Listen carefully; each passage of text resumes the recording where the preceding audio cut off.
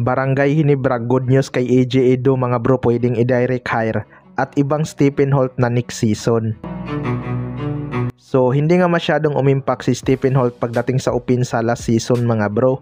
Nag-experiment nga si Coach Timcon at ginawa siyang import stopper, pero hindi pa rin sila nagtagumpay. Sa ngayon nga ay nagpapalakas na itong si Stephen Holt at ini-improve pa ang kanyang shooting. Dahil sa pag-alis ni Jimmy Malonzo mga bro, pwede ngang mag-adjust itong si Stephen Holt sa small forward position dahil may height din naman to at shooting, kaya pwede talaga to maging wing ng Barangay Hinebra. Posibleng ibang Stephen Holt na talaga ang makikita natin next season mga bro, hindi lang puro bantay sa import. Magiging aggressive na siguro to sa Opinsa dahil tinatrabaho niya na ang kanyang shooting. Sayang din talaga mga bro kung ganun pa rin ang kanyang magiging role sa Barangay Hinebra na tagabantay lang ng import dahil nasasayang ang kanyang abiliting umiscore. Marami namang player ang Barangay Hinebra na kayang dumipinsa pero walang Opinsa, kaya mas maganda talaga na magiging option si Stephen Holt sa scoring para tumaas ang kanyang kumpiyansa.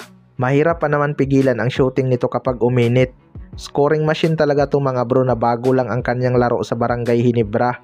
Hindi naman niya pwedeng pagsabayin yung Opinsa at dipinsa hanggang dulo dahil tao lang naman yan napapagod, 'di ba?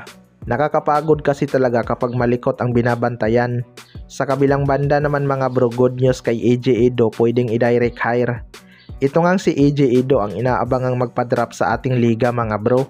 Napaka-versatile nga ng big man na to. Kaya nga nitong umiscore at dipinsa, kaya naging suki rin to ng Gilas Pilipinas ni Coach Timcon. May kumakalat nga ngayon na larawan sa social media mga bro na magkasamang mag-ensayo itong si AJ Edo at Roy Rosario. Kaya may mga naglabasan agad na balita na baka i-direct hire ito ng Barangay Hinebra. Well, para sa akin mga bro, hindi nga po pwedeng mag-direct hire ang mga team ngayon lalo na sa parehong status ni AJ Edo. Kapag inalaw kasi ng liga yan, ang mangyayari yung mga high prospect hindi na magpapadrop lalo na kung tira Permajip at Blackwater Bossing ang mangunguna sa pilian, 'di ba? Kasi kung katulad ni AJ Edo tapos pwedeng i-hire ng isang team, matik na yan sa MVP at SMC dahil may mga kakayanan nga yan magbayad ng malaki sa mga quality player. Pero kung mapunta ng Barangay Hinebra si AJ Edo, good news talaga yan dahil magkakaroon sila ng pamalit kay Japit Aguilar. Pero mukhang nagkasabay lang talaga sila ni Troy Rosario mag-ensayo mga bro. May kontrata pa kasi sa Japan itong si AJ Edo, kaya malabo pa itong magpa-drop sa PBA.